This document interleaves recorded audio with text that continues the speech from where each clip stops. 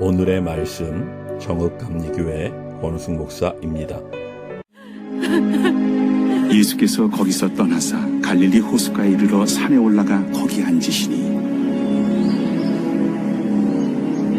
큰 무리가 다리 저는 사람과 장애인과 맹인과 말 못하는 사람과 기타 여럿을 데리고 와서 예수의 발 앞에 앉힘에 고쳐주시니 말 못하는 사람이 말하고 장애인이 운전하게 되고 다리 저는 사람이 걸으며 맹인이 보는 것을 무리가 보고 놀랍게 여겨 이스라엘의 하나님께 영광을 돌리니라.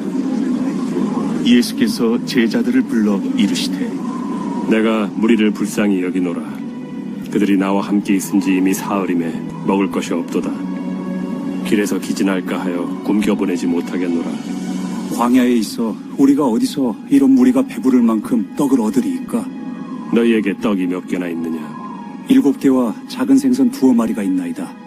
예수께서 무리에게 명하사 땅에 앉게 하시고 떡 7개와 그 생선을 가지사 축사하시고 떼어 제자들에게 주시니 제자들이 무리에게 주매 다 배불리 먹고 남은 조각을 7광주리에 차게 거두었으며 먹은 자는 여자와 어린이 외에 4,000명이었더라.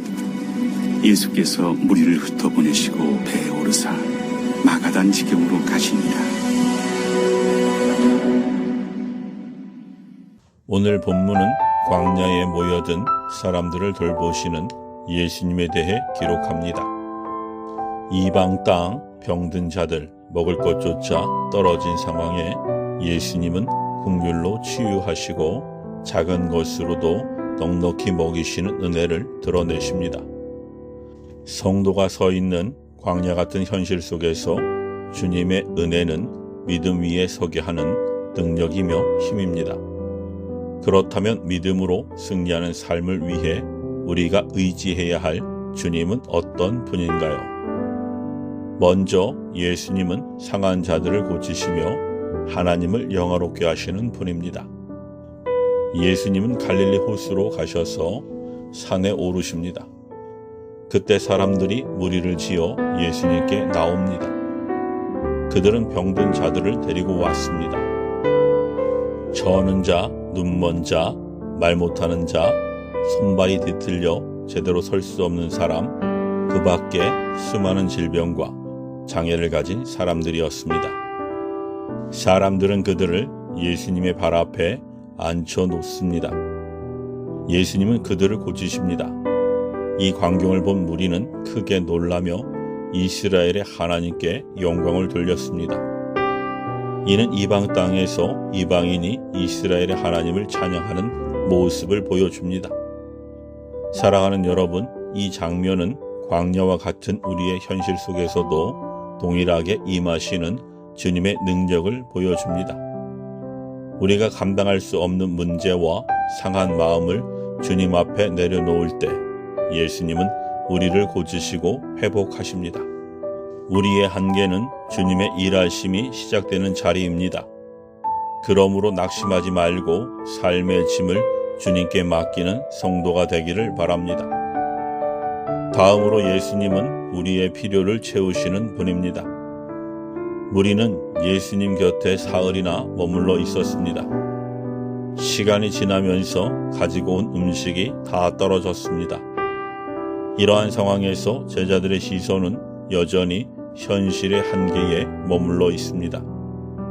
답을 찾지 못해 당황하는 제자들에게 예수님은 떡이 몇 개나 있는지 물으십니다. 그들이 가지고 있던 것은 떡 7개와 작은 생선 2마리 뿐이었습니다. 사람 수에 비하면 턱없이 부족한 양입니다. 하지만 예수님은 바로 그 부족함을 받으시고 감사 기도를 들으신 후 떡을 떼어 제자들에게 주십니다. 그리고 제자들은 그것을 무리에게 나누어 줍니다. 사랑하는 여러분, 주님은 지금도 우리의 작은 믿음, 제한된 자원, 연약한 순종을 통해 놀라운 일을 이루십니다. 중요한 것은 우리가 얼마나 많이 가지고 있느냐가 아니라 가진 것을 주님께 드릴 수 있는가입니다. 우리의 부족함을 통해 많은 사람을 살리시는 주님을 신뢰하며 살아가기를 소망합니다. 마지막으로 예수님은 우리를 세상으로 보내시는 분입니다. 예수님은 무리에게 땅에 앉으라고 하십니다. 황량한 광야였지만 예수님의 손에 들린 떡과 생선이 제자들을 통해 사람들에게 전해지고 모두 배불리 먹습니다. 그러고도 7 광주리가 남습니다. 남자 4,000명이 넘는 무리가 모두 풍성한 은혜를 경험합니다.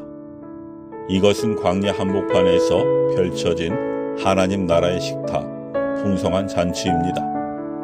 굶주린 자가 배부르고 상한 자가 치유받으며 하나님께 영광이 돌려지는 자리입니다. 그 후 예수님은 무리를 흩어 보내시고 다시 다른 지역으로 향하십니다. 사랑하는 여러분, 성도의 예배도 이와 같습니다. 주일 예배 자리에서 우리는 말씀과 은혜의 떡을 먹고 지친 마음에 새 힘을 얻습니다. 그러나 예배는 여기에서 끝나지 않고 주님의 파송으로 이어집니다. 삶의 자리에서 생명 되신 그리스도의 복음을 전함으로 잃어버린 영혼을 주님께 인도하는 성도가 되기를 기도합니다. 사랑하는 여러분, 오늘 본문에서 예수님은 병들고 소외된 자들을 외면하지 않으시고 치유하시고 먹이시는 은혜를 베풀어 주셨습니다. 그리고 그 은혜를 경험한 자들을 다시 세상 속으로 보내어 각자의 자리에서 복음의 통로가 되게 하셨습니다. 죽음에서 살리신 사람, 부족함을 채우시는 은혜가 우리가 복음을 전하는 이유입니다. 깨어진 세상에서 신음하는 영혼들에게 복음으로 오신 예수님을 전하는 성도가 되기를 간절히 소망합니다. 아멘.